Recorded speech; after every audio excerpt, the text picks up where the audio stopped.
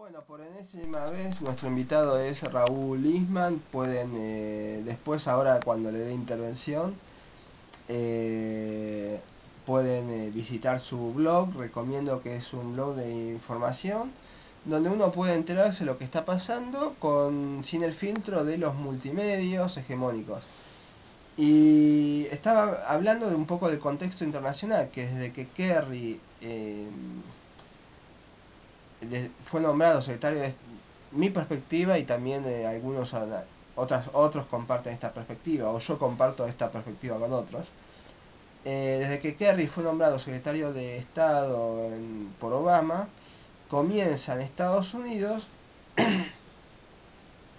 una guerra contra China y la Federación Rusa, contra la República Popular de China y la Federación Rusa, porque ellos lo marcan como enemigos.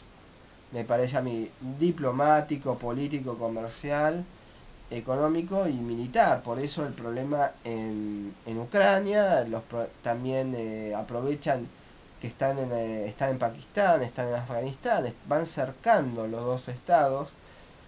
Falta en esa pieza, falta que invadan Irán, es otro país donde todavía ellos no tienen dominio. Y traía a colación algo que leí en un libro de historia económica que trataba el periodo de las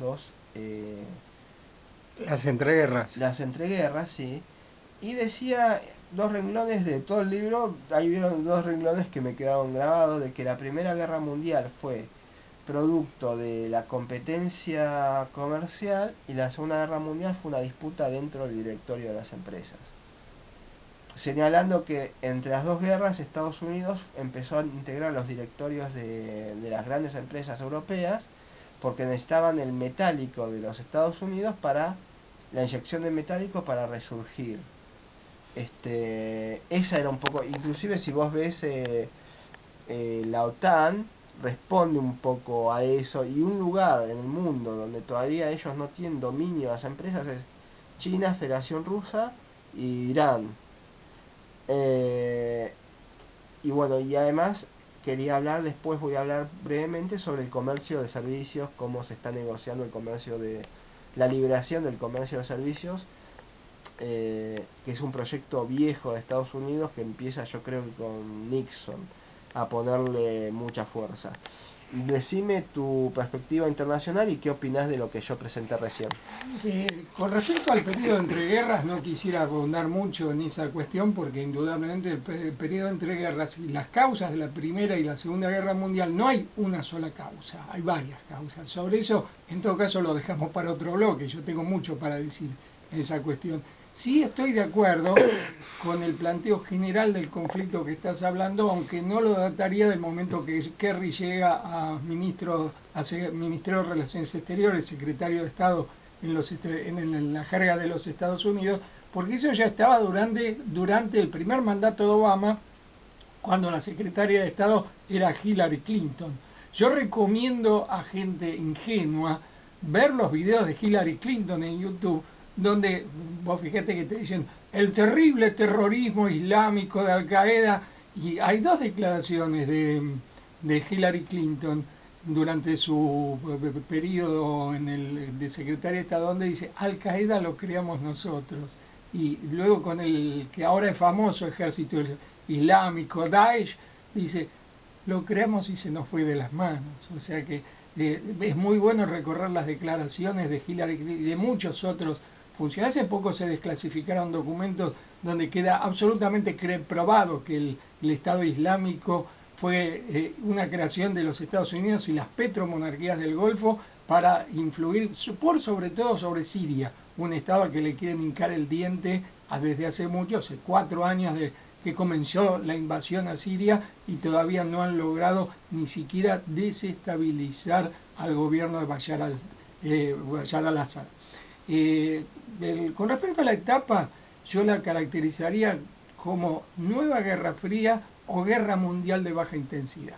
O sea, claramente yo esto ni lo veía hace 2 años, no sé si 2 años, 3 años, la primera vez que me invitaste a venir acá. Yo no lo veía del todo, lo veía fundamentalmente como un enfrentamiento contra Rusia, pero ahora claramente está bien demostrado que los enemigos son Rusia y China. Rusia porque tiene fortaleza política, industrial y militar, es exportador de armamento, y China porque es una superpotencia económica que no permite, que permite la llegada de inversiones extranjeras, pero no permite que las inversiones extranjeras hagan lo que quieran.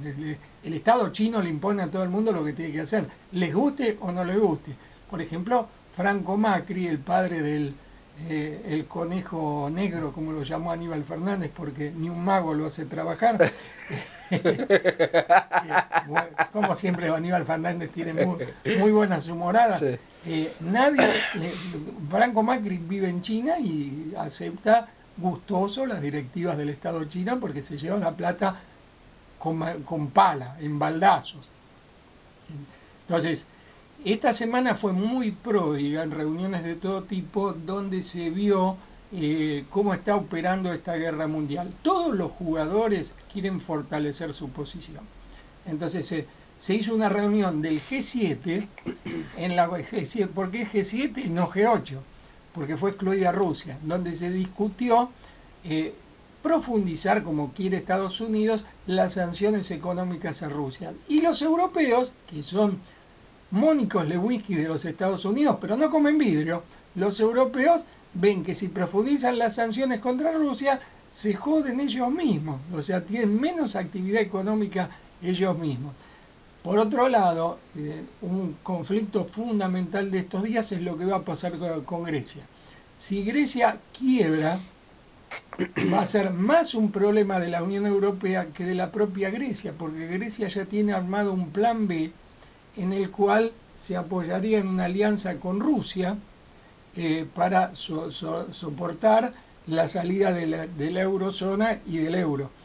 Y para Rusia sería una bendición, no es que Putin está presionando a Alexis Tsipras para que rompa con la Unión Europea, pero el problema que tiene, por el cual se está desarrollando la guerra en Ucrania, que siempre hay un armisticio y siempre sigue la guerra, y que se está hablando como una inminente intervención directa de Rusia en el conflicto, porque el ejército de los ucranianos del oeste está armado directamente por los Estados Unidos. El golpe de Estado que se dio contra el presidente legítimo tuvo agentes israelíes del Mossad israelí, grupos neonazis europeos presentes. Fue una intervención alevosa de la OTAN para derrocar al presidente, que la otra vez un oyente aportó el nombre y hoy tampoco me lo acuerdo, el presidente que fue derrocado hace 2 años en Ucrania.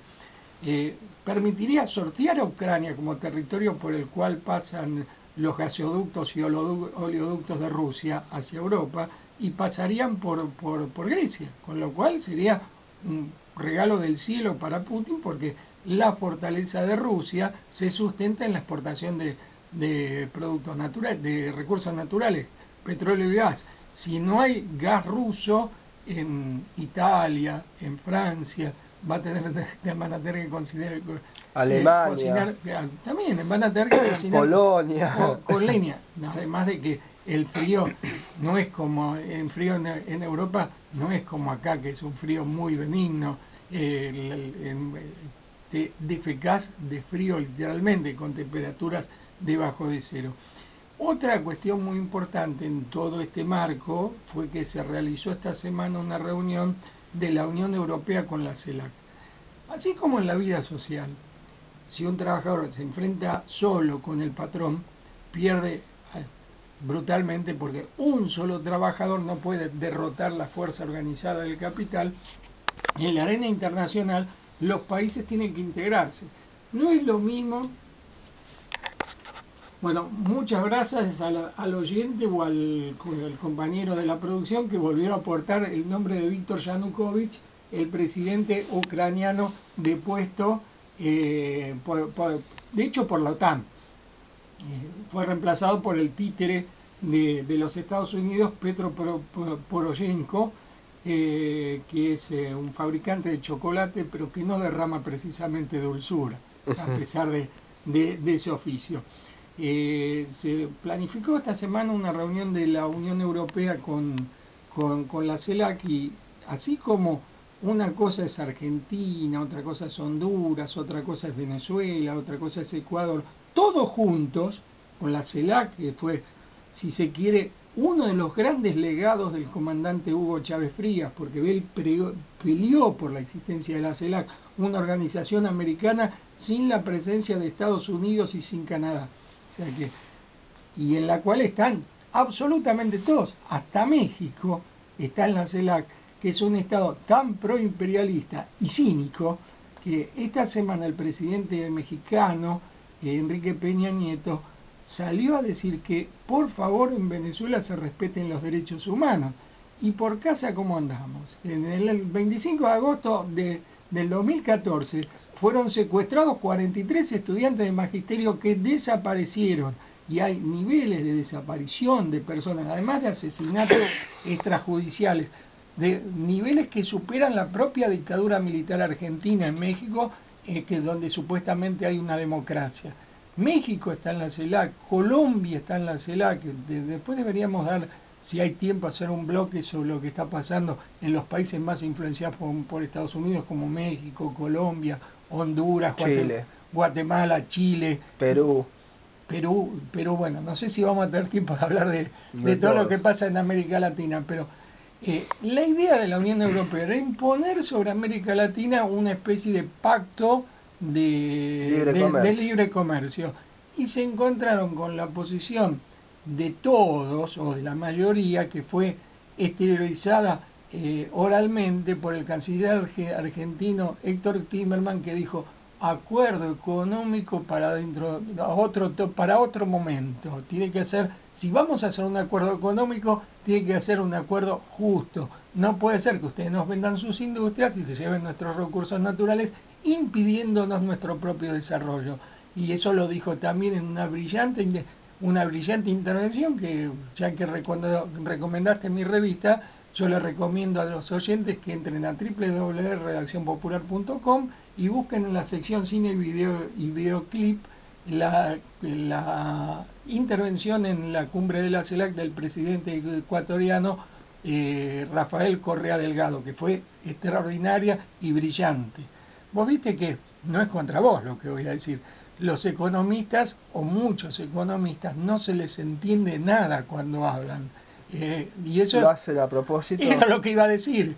Cuando no se les entiende a los economistas es porque te quieren defecar. Entonces te hablan en difícil para que no entiendas lo que quieren decir.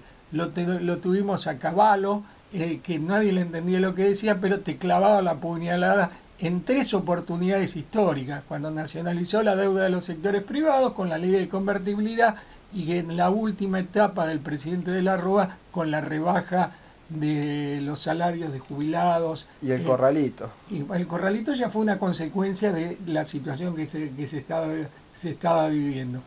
Entonces, quedó claro que, por un lado, una posición unificada de América Latina que impidió que se impusiera ese intento de tratado de libre comercio, y por otro lado se introdujeron modificaciones políticas sustanciales.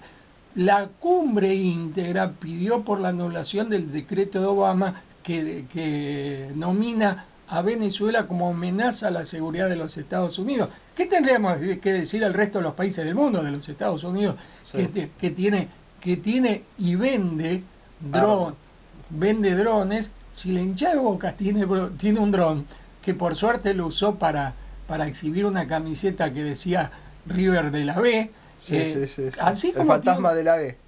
Así como tiene un dron que tenía eso, también podía tener una pequeña arma y podría haber matado a quien quisiera ese dron. Y esas cosas las venden básicamente los norteamericanos. Son una amenaza a la seguridad planetaria, no a la seguridad nacional de nadie. Entonces, no es un hecho de poco valor que la Unión Europea suscribiese esa posición de la CELAC, que determine la amenaza contra Venezuela. Y simultáneamente este efecto hizo que se hiciera una reunión en los días previos, en los cuales Cuba, manteniendo sus condiciones de independencia,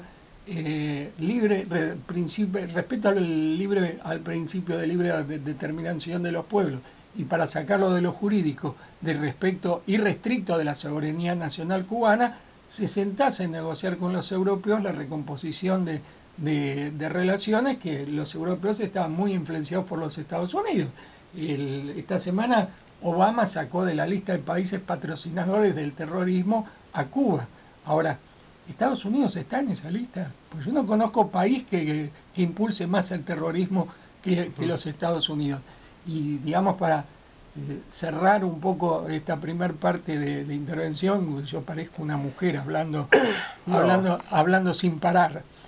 Yo digo siempre que es un atributo femenino la condición de hablar. Vos sabés que yo vivo con dos mujeres y entonces en mis casas es muy difícil hablar. Es muy difícil. Vivo sometido, casi violencia de género, vivo sometido a la emperatriz grande y a la emperatriz chiquita, que me manejan absolutamente.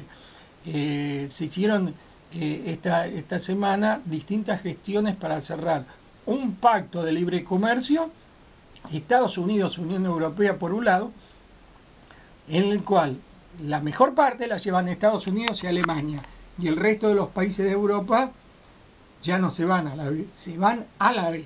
El resto de los países de Europa, si se aprueba ese pacto, se van directamente a la D. Y es un pacto que ni siquiera es público las condiciones. Implica la liquidación definitiva de toda soberanía nacional por parte del resto de los estados europeos. La única que salva un poco es Alemania en todo ese tratado. Y el otro pacto que impulsa a Estados Unidos para mantener un poco la iniciativa, porque Estados Unidos claramente es una potencia en retirada y sus días como potencia están contados hasta el momento en que China, no estoy diciendo que serán 10, ni 20, ni 100, ni 200, pero que los días de Estados Unidos como potencia están contados y dependen del momento que China y Brasil se deshagan de sus reservas nominadas en bonos de la deuda de los Estados Unidos. Cuando no lo tengan más esas reservas que los obligan... ¿Qué países dijiste? Repetirlo. China y Brasil. La mitad de las reservas de Brasil, que creo que son 500.000 millones de dólares, son bonos de la deuda norteamericana, lo cual los obliga a seguir comprando bonos para que no caiga Estados Unidos en default. Entonces, lentamente China se va deshaciendo de esas reservas. Cuando ya no tengan más, no lo van a sostener más. Y va a haber un momento en que Estados Unidos va a caer fatalmente en default. Si Estados Unidos sostiene su poderío militar emitiendo moneda sin que nuestros economistas neoliberales observen peligro inflacionario en ese caso. Cuando se emite para financiar la asignación universal por hijo o las medidas sociales que impulsa el gobierno nacional, ponen el grito del cielo que son inflacionarias. Cuando Estados Unidos lo hace no se dice lo mismo. Y el otro tratado que está impulsando los Estados Unidos es con el área del Pacífico, con los países latinoamericanos que están ligados a los Estados Unidos. Vos mencionaste Colombia, Perú, Chile, más otros países del área pacífica del continente asiático, en el cual busca crear un coto cerrado que le permita mantener cierta preeminencia mundial, porque si vos te creas un espacio de libre comercio, te aseguras un mínimo de actividad económica. Para cerrar esto, quisiera recordar una situación muy extraña que se dio en la historia ya hace casi de 3 siglos atrás prácticamente. En la década del 90 del siglo XIX, cuando era presidente Miguel Juárez Celman, uno de los presidentes más entreguistas de la historia argentina, cuñado de Julio Argentino Roca, que lo había puesto en ese lugar para que le cuide el sillón por el periodo que Roca no podía ser presidente, se hizo una reunión panamericana a la cual concurrió la Argentina. Y la pretensión de los Estados Unidos era la misma que tienen en la actualidad, que el resto de los países bajen todos sus aranceles y que acepten el dólar como moneda. Con lo cual, todos los países latinoamericanos quedarían reducidos a la condición de compradores de productos industriales de los Estados Unidos. ¿Pero estaba McKinley en Estados Unidos, puede ser? Creo que estaba como secretario de Estado Theodore Roosevelt. No, sí digo bien, Teodoro Roosevelt, porque siempre me confundo a Teodoro con Franklin Delano. Teodoro Roosevelt, de la zanahoria y el garrote, un imperialista duro, para decirlo en palabras contemporáneas, sería o un Henry Kissinger que ya está viejo y retirado, un duro de entre los duros, o un Bush borracho. O sea, como canta una murga uruguaya, a ver si Bush borracho aprieta el botón rojo. O sea, un duro entre los duros era Teodoro Roosevelt, y ese intento fue desbaratado por el canciller, que no me acuerdo quién era, de Miguel Juárez Selman, porque Juárez Selman era entreguista, proimperialista británico, no proimperialista yanqui, y entonces desbarató ese intento. Muy buen resumen. Pasamos con retraso al corte institucional de las y media y volvemos.